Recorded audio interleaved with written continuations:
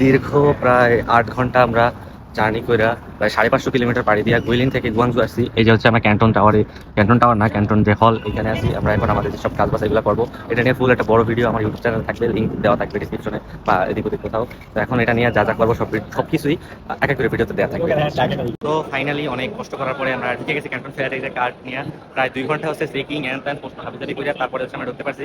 এখন হচ্ছে ভিতরে একটু এক্সপ্লোর করবো কি কি আছে, দেখি আমাদের মানে বিজনেসের জন্য কোনো কিছু পাই কিনা। তো এখানে বেশিরভাগই হচ্ছে বিশাল মাপের হোলসেল, তো আমার তত বড় না, তারপর দেখি কি কি করা যায়। যাতে যদি দেখতেই না পারি সেক্ষেত্রে হবে, তো আপাতত শিখতেই এখানে আসছি, দেখি কি কি করি। এখানে হচ্ছে সব চকলেট বা চিপস জাতীয় জিনিসপত্র।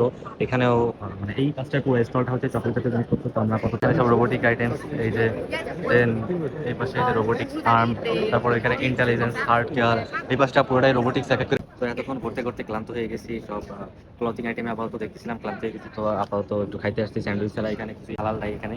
আর আমার ফ্রেন্ড এখন আসতে পারেনি, ওদের জন্য ওয়েট করছি, দেন আমার বাকি জিনিসগুলো দেখবো। আর আপনাদের যদি কারো কোনো প্রোডাক্ট হোলসেলে কিংবা পিস হিসাবে লাগেজ নিতে চান কম প্রাইসে, তাহলে আমার সাথে যোগাযোগ করতে পারেন। আমাদের পেজের নাম এবং নাম্বার এখানে দেওয়া আছে, চায়না কানেক্ট বিডি, লিঙ্কও কমেন্ট বক্সে দিয়ে দেবো, চাইলে যোগাযোগ করতে পারেন। এবং এটা নিয়ে বিস্তারিত খুব শীঘ্রই আমরা রিভিল করবো, জানাবো। তো আপাতত একটু লাঞ্চ করে মানে খাইনি, প্রচুর ক্ষুধা লাগছে। তো এখন আমরা যে স্টোরগুলো আছে এগুলো বিশেষ করে মেডিকেল আইটেমই সেল হচ্ছে।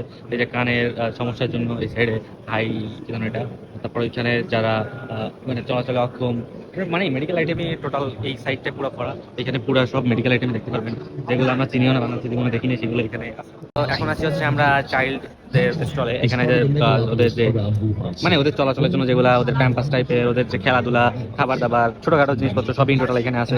এখানে একটা বইও দিয়ে দিয়েছে, আর সেগুলা চাইলে আমাদের কাছ থেকে নিতেও পারেন, আমরা ওইগুলা হয়তো ইন ফিউচার বা এখনই ইম্পোর্ট করতে পারবো।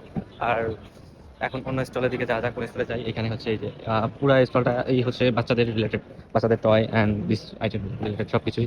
এটা আগে একটু দেখি প্রাইস কেমন কি, এখান থেকে কেমন কি সেল হবে কি হবে না আমাদের জন্য, সেগুলো দেখে দেন অন্য একটা স্টলে যতটুকু সময় কুলাই পারি, কারণ আমাদের আবার এখান থেকে ব্যাক করতে। মোটামুটি এবারের মতো ক্যান্টন ফেয়ার করা শেষ, যদিও আহামরি তেমন কিছুই করতে পারি নাই, যেহেতু প্রথমবার আহামরি কিছু করতে পারিনি। তো এখন আবার গুইলেনের জন্য ব্যাক করতে হবে, প্রায় 5টা বাজে। আমার তো যাইতেই প্রায় 6 সাড়ে 6 ঘন্টা লাগবে, যাই আর ডরমে আবার মনে হয় লাফাই ওঠা লাগবে, দেখি কি করি। তো বাইরে যাই, তারপর হয়তো ভিডিও কভার করছি।